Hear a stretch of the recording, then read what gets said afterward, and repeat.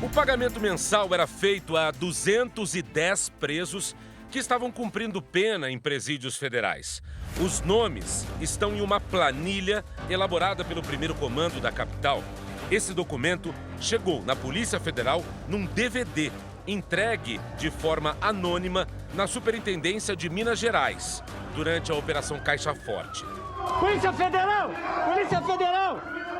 Nós conseguimos identificar, então, pela primeira vez, com a junção desses elementos, planilhas de contabilidade do PCC, de forma muito bem organizadas contabilmente, com a remessa, pelo menos nesse recorte da investigação, a 210 integrantes da facção que estavam reclusos em presídios federais.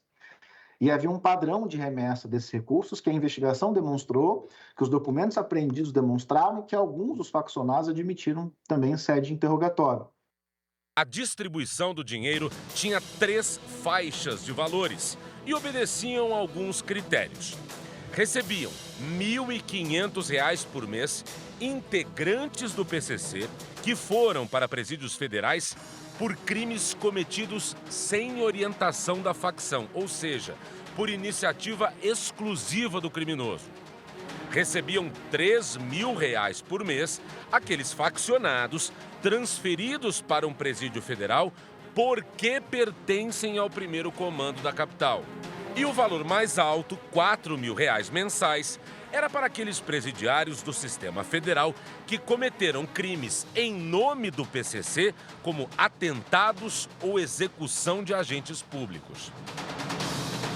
Basicamente, indivíduos que tinham assassinado agentes públicos a mando da facção.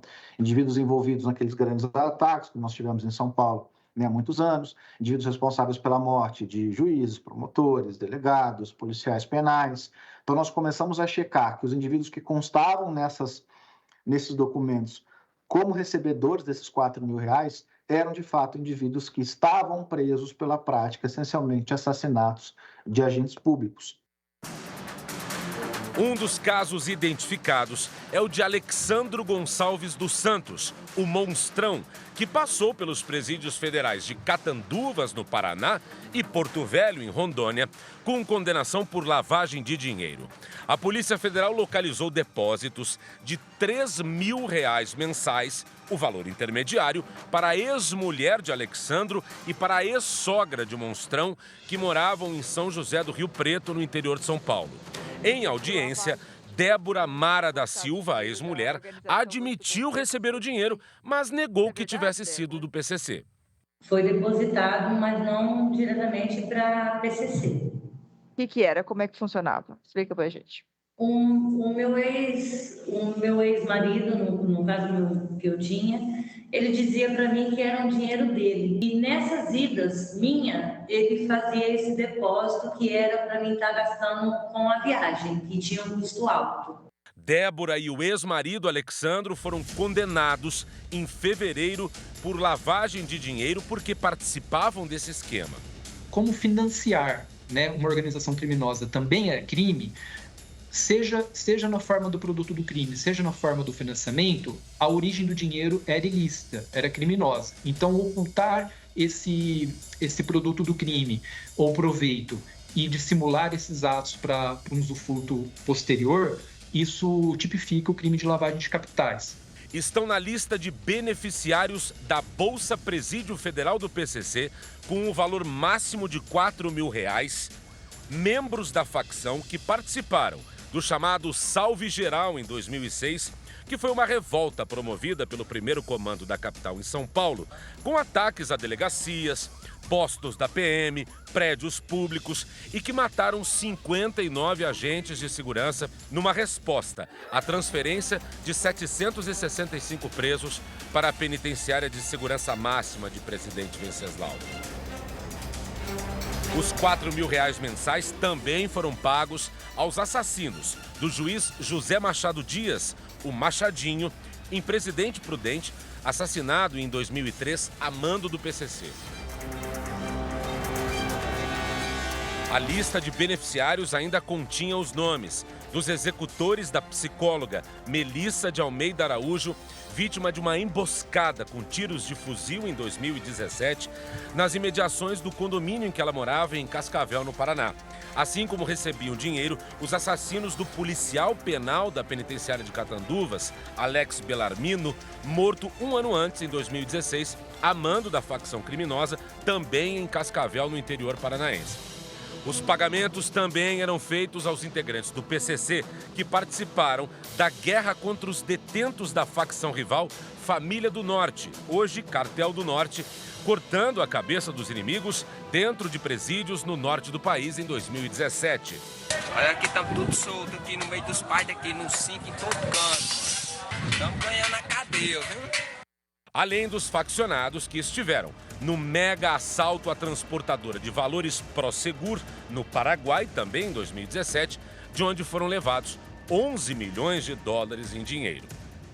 Então, esse setor de ajuda nos presídios, nas penitenciárias federais, ele revela duas questões, né, que nós podemos delinear de forma objetiva. Primeiro, o próprio caráter hierárquico da organização criminosa, né, que é estruturada em camadas, em setores, e esses setores, essas camadas, eles são delineados por níveis de relevância, né, tanto acesso à informação quanto à prática das missões que são propagadas dentro do próprio grupo criminoso. E também em relação ao próprio motivo do crime, né, que teria motivado aquela prisão em específico. Com acesso à tabela de valores e às planilhas de pagamento, a Polícia Federal começou a cruzar os dados para descobrir de onde vinha esse dinheiro e como esse dinheiro chegava nos presidiários.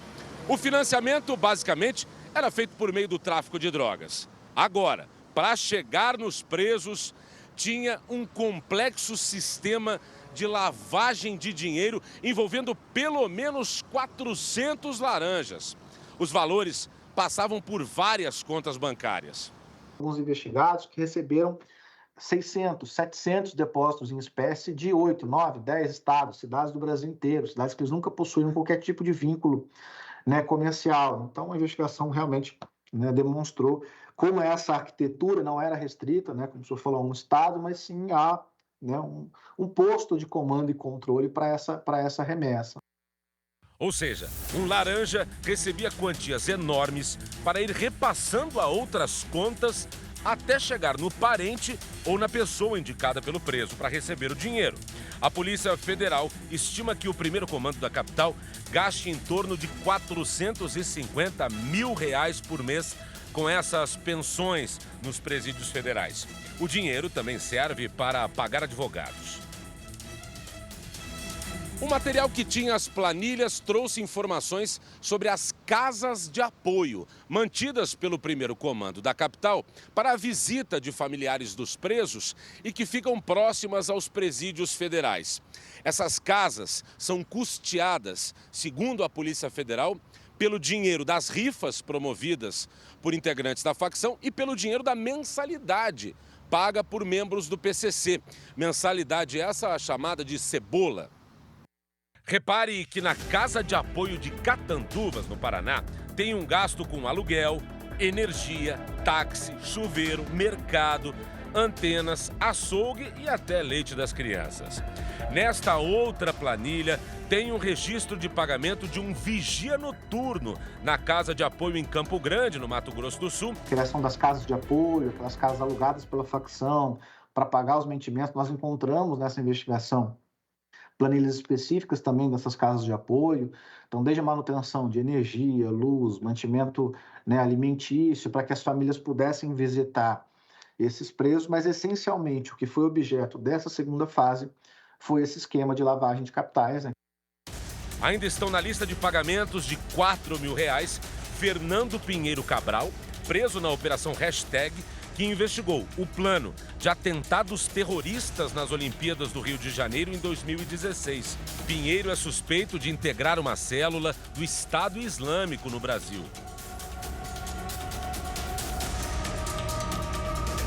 O que a gente tem percebido com relação às facções criminosas são essas novas alianças, né? Um nexo crime-terror muito mais em razão de uma relação comercial, né? o recrutamento pela facção criminosa de especialistas em tecnologia, né, e até a evolução das facções no cybercrime. E o chileno Maurício Hernandes Norambuena, que orquestrou o sequestro do publicitário Washington Oliveto em São Paulo, no ano de 2001. Norambuena se dizia um guerrilheiro comunista e na prisão ficou amigo de Marcola, o chefão do PCC, segundo a polícia. Vários relatos jornalísticos indicam que o chileno seria, em tese, ali, um mentor, né, do Marcola nessa diferenciação do PCC para que ele agisse, né, com mais inteligência, com mais interlocução, explorando os esquemas de corrupção de agentes públicos. Entramos em contato com as defesas de Alexander Gonçalves dos Santos, o Monstrão, de Fernando Pinheiro Cabral e de Maurício Norambuena. Os advogados não retornaram nossos contatos. A defesa de Débora Mara da Silva informou por e-mail que não iria se pronunciar sobre o processo porque estão com recurso no judiciário. Por causa das pensões do PCC para presidiários no sistema federal, a polícia pediu a prisão de 430 pessoas em 20 estados brasileiros. Há uma expressão relacionada a essa organização criminosa se referindo que o crime fortalece o crime. E a ideia é exatamente criar essa coesão interna dentro da própria organização, né, de que ali haveria uma ajuda mútua entre seus membros.